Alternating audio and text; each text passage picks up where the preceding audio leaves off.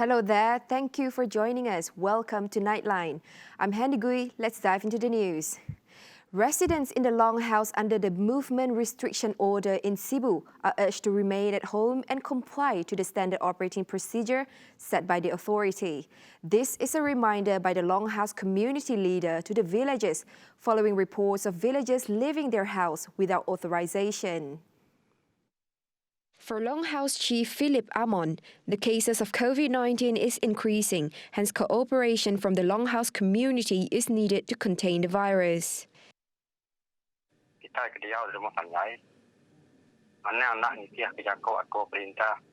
Tu atur hari pengerai, hari polis. Amal senyak nak tahu kita nak jawab. Kita nak asal kita sendiri, anak sendiri. Kita nak asal kucing, anak kucing. Kenyak apa ya? Kita nak asal kapiat, anak kapiat hari kenal, hari julau anak. Anak kita anak dia kerja perintah. Anak ngalaban perintah. He added, the disease can infect anyone, therefore it is vital to adhere with the SOP. The police are not denying the allegations that some residents of Longhouses placed under lockdown in the district in Cebu had escaped by using jungle trails. Cebu District Police Chief Assistant Commissioner of Police Stanley Jonathan Ringgit said police believe that the residents could have done it by crossing the orchard behind their longhouses before using forest trails to the main road. The police could not act on the matter due to a lack of manpower and the wide areas needed to be covered. Ini kita rumah panjang ada 48 buah lah yang terkini lah. Saya dengar pun ada rumah panjang yang akan ditambah dibuat lockdown hari ini. Jadi setakat ini ada 48 buah rumah panjang. Tapi kita untuk rumah panjang yang kita lockdown ni, kita cuma mengawal di bahagian hadapan saja, bukannya di bahagian belakang, di bahagian kebun dia dan sebagainya. Jadi untuk mereka tidak keluar ke jalan besar lah daripada main entrance dia di setiap rumah panjang tu. Jadi buat masa ini kita ada beberapa roadblock yang kita buat dan juga lockdown di rumah panjang. Jadi rumah panjang ni kita buat pemantauan berkala dan juga dirikan sekatan lah di hadapan rumah panjang. Allegations spread on the social media claiming that some residents in the longhouses had resorted to leaving their longhouses without the authorities' knowledge. They were angry for being under such a lockdown order for far too long. The claims had raised public concerns here as they feared the efforts to flatten the COVID-19 infection curve would take a longer time. Businesses categorized as essential services under the movement control order are advised to apply for police permits for work-related travel. Cebu Police Chief Assistant Commissioner of Police Stanley Jonathan Ringgit said no compound had been issued so far as the police wanted to act with leniency until the requirement comes into effect on January 27. In explaining the procedures to apply for the permits, Stanley stressed only one representative from each essential services company is permitted to come to the police station at any one time. Jadi untuk permit ini, kalau di sebuah syarikat tu dia mempunyai ramai pekerja, majikan tu perlu memohon permit daripada mana-mana balai polis terdekat dan memadai dia akan dikeluarkan satu permit, tetapi berlampir dengan permit itu adalah senarai pekerja yang dibenarkan bekerja. Jadi kita minta syarikat untuk menetapkan mengikut kadar 30% saja pekerja yang dibenarkan kerja. Stanley added the permits can be issued out on the same day. He stressed that the police permit is only for work-related travel. Sarawak Chief Minister Dato' Patinggi Abang Johari Tunopeng today presented an education grant of 10 million ringgit to independent Chinese schools in Sarawak. The grant was handed over to the Management Board of Sarawak United Association of Private Chinese Secondary Schools in a ceremony at Wisma Bapa, Malaysia.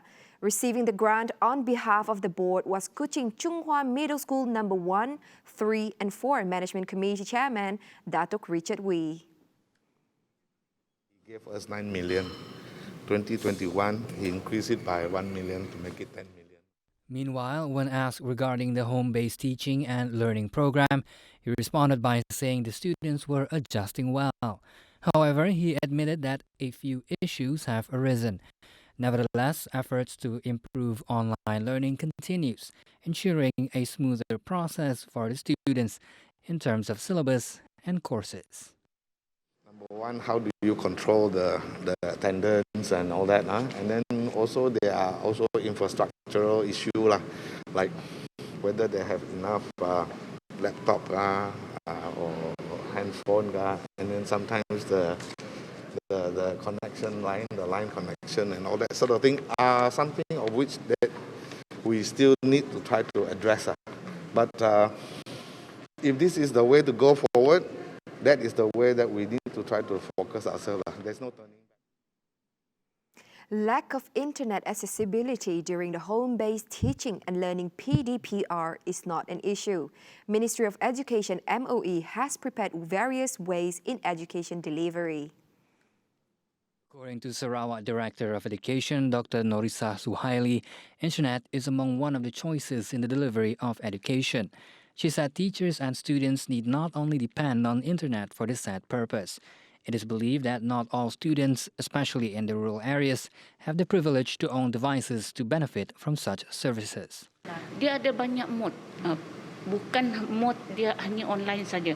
Ada juga yang menghantar modul dan sebagainya. Dia banyak mod. TV pendidikan. Terpulang kepada accessibility, bagaimana murid-murid ini nak menggunakan kaedah tu. Begitu juga dengan guru-guru. Dia boleh gunakan pelbagai mod. Dan tak semestinya internet.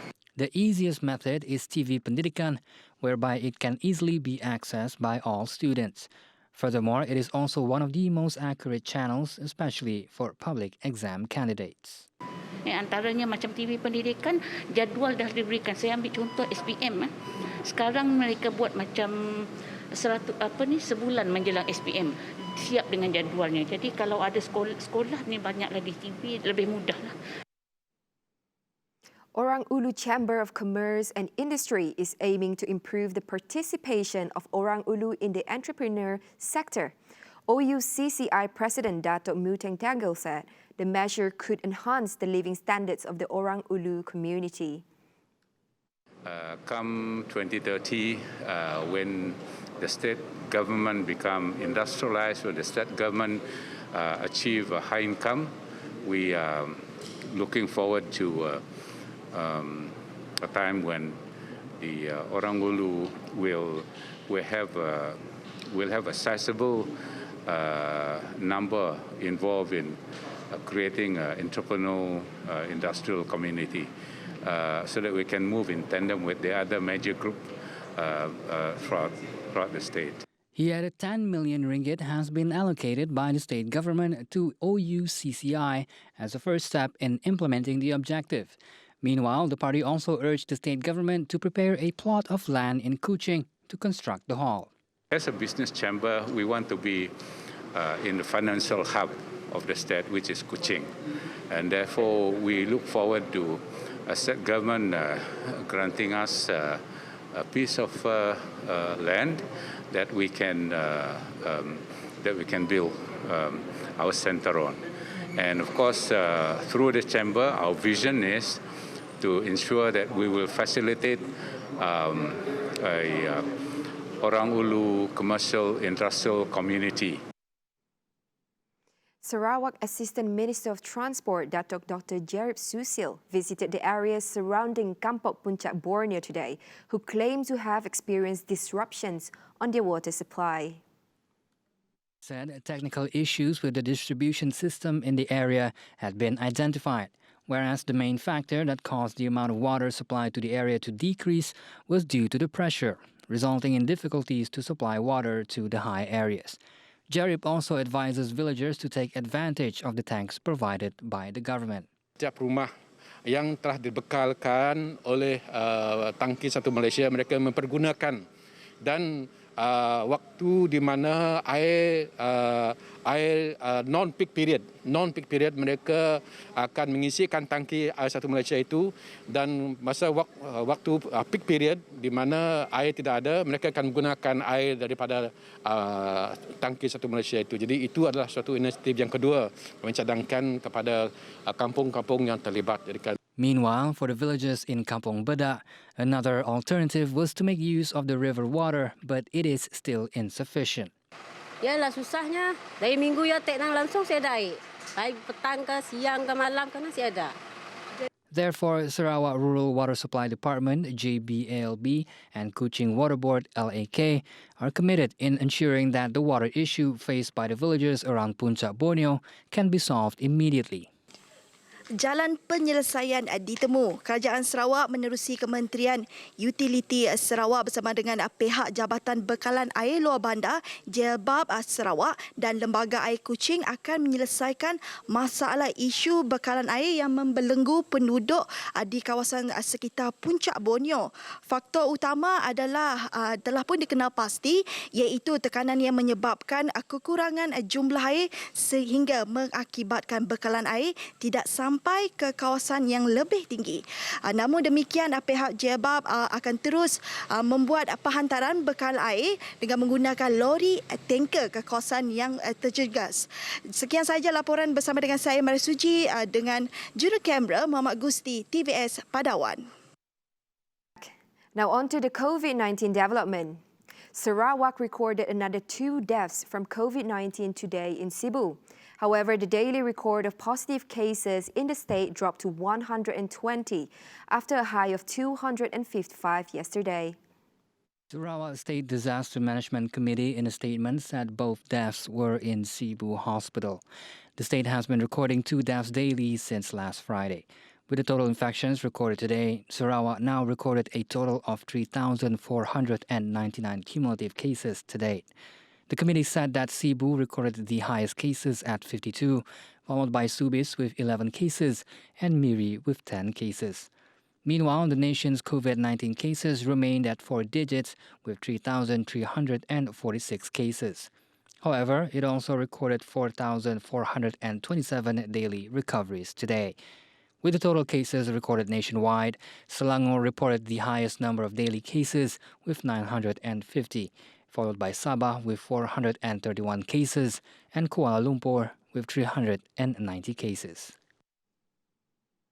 Large companies, especially oil and gas companies, have been reminded not to take advantage of the free mass COVID-19 screenings facility at Sungai Plan to screen their staff.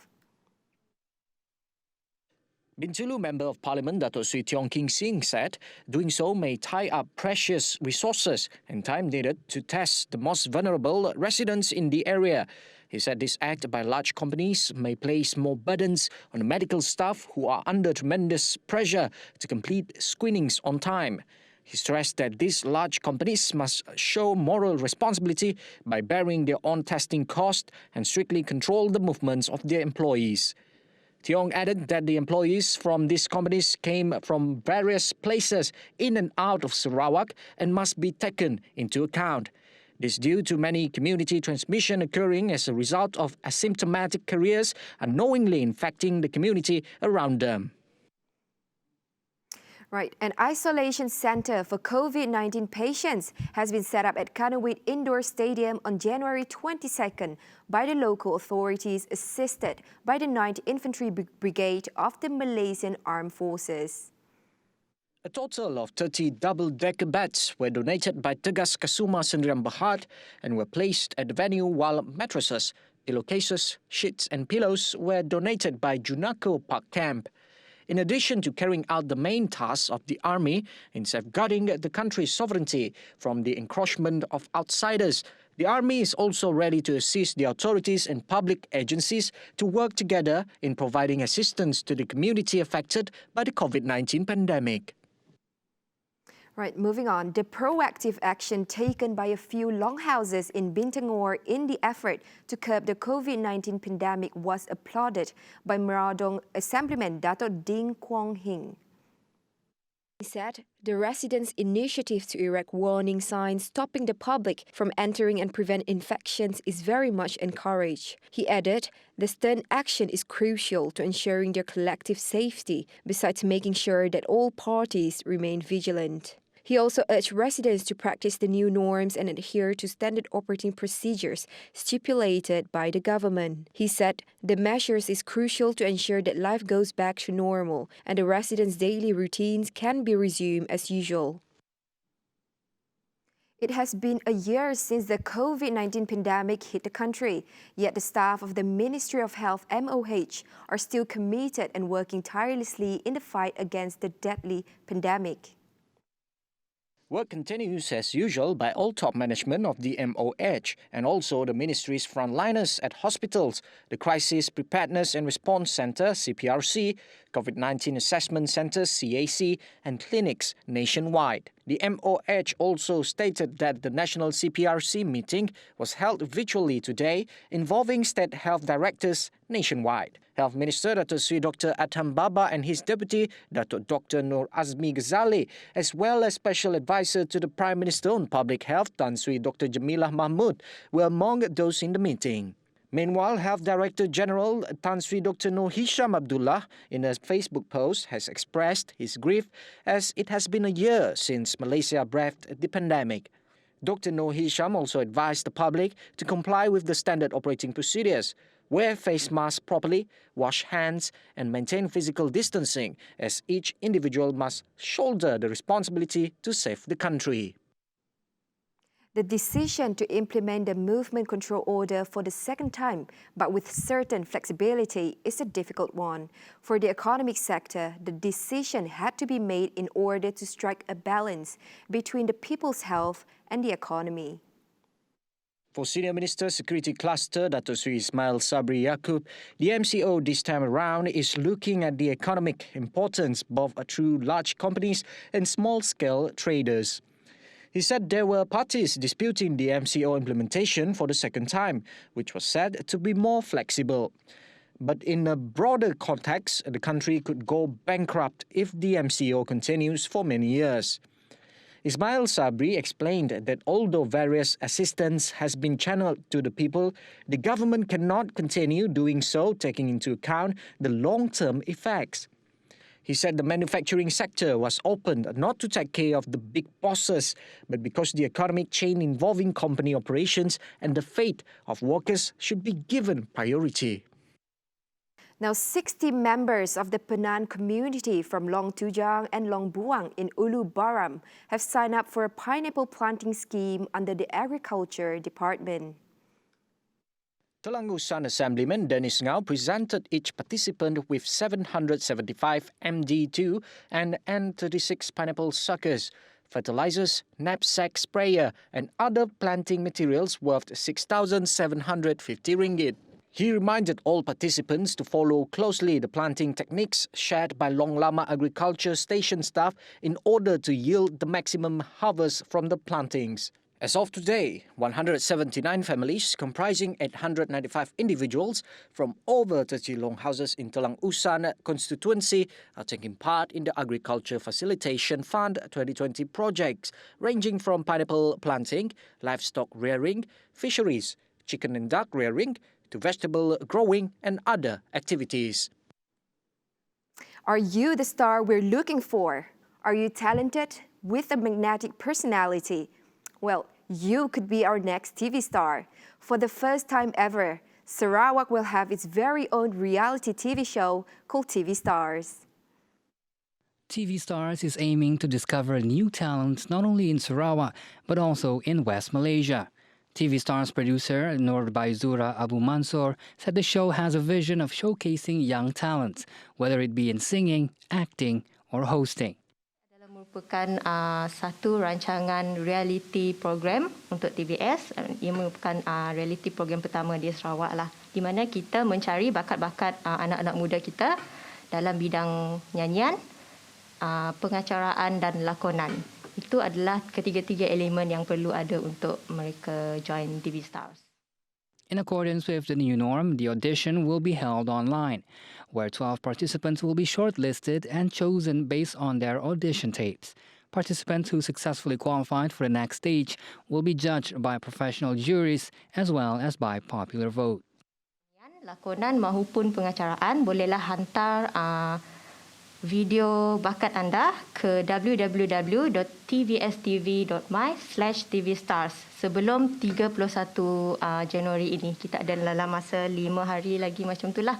So ramai-ramailah siapa yang rasa berbakat boleh hantar penyertaan anda di laman web yang saya nyatakan tadi. 4 men were arrested in Serian today for alleged drug possession. All 4 were rounded up during an integrated operation conducted by the Serian District Police Headquarters Narcotic Criminal Investigation Department.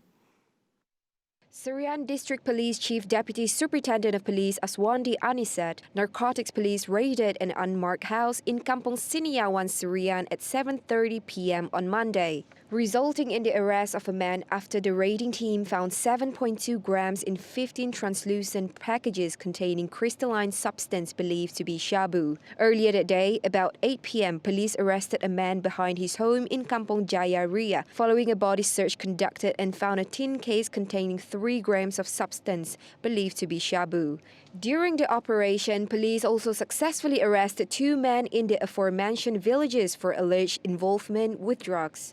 All suspects aged between 28 to 49 years old were brought to Serian District Police Headquarters, with all 4 tested positive for methamphetamine. The case will be investigated under Section 39(a) and Section 12(2) of the Dangerous Drug Act 1952. Meanwhile, the confiscated drugs are estimated to be around 1,125 ringgit at local market value, believed to be meant for distribution within the Syrian division. 4 local men and 10 illegal immigrants were arrested in 2 separate locations in Serian during Benteng COVID. According to the General Movement Team Sarawak Commander, Senior Assistant Commissioner Mancha Atta, members of the intelligence team from the 11th Battalion made the first arrest after stopping a vehicle suspected of transporting immigrants in a car park under Sadong Bridge, Jalan Serian Sri Aman. A pickup truck that was used to smuggle immigrants has been seized, and the overall amount of seizure is estimated at 56,600 ringgit. The second arrest was made when members of the intelligence team followed 2 vehicles from Jalan Kampung Tebekang to Jalan Serian Kuching and the junction towards Pasar Baki Lama. 3 local men and 5 Indonesian citizens were arrested after an inspection upon the vehicle. Further investigation revealed all 5 Indonesian citizens without legal documentations to enter the country. Among items that were seized include 2 vehicles used for smuggling pati, 5 handphones of various brands, and 5,780 ringgit cash, and the overall total of seizure totaling 60,880 ringgit. The arrest and seizure are made under Section 15 Anti-Trafficking in Persons and Anti-Smuggling of Migrants Act 2007, Section 6(1)(c) Immigration Act 1957, Act 155, and Prevention and Control of Infectious Disease Act 1988, Act 342. Labour shortage is more detrimental to both estates and smallholders in Malaysia's oil palm industry than a global price drop. Khazanah Research Institute said a 30% reduction of labour from the current level would see production fall by half. A further 80% would lead to a system collapse as production reached only 20% from the business as usual level. Therefore, the Institute said a COVID-19 outbreak among the migrant workers in the oil palm estates could prove detrimental. As such, industry players must be vigilant in ensuring the adherence to COVID-19 standard operating procedures, improve workers' accommodation, and adopt digitalization to minimize menial processes. Well, that concludes the Nightline. With that, I'm Handy Gui. Thank you for joining us. Have a pleasant night.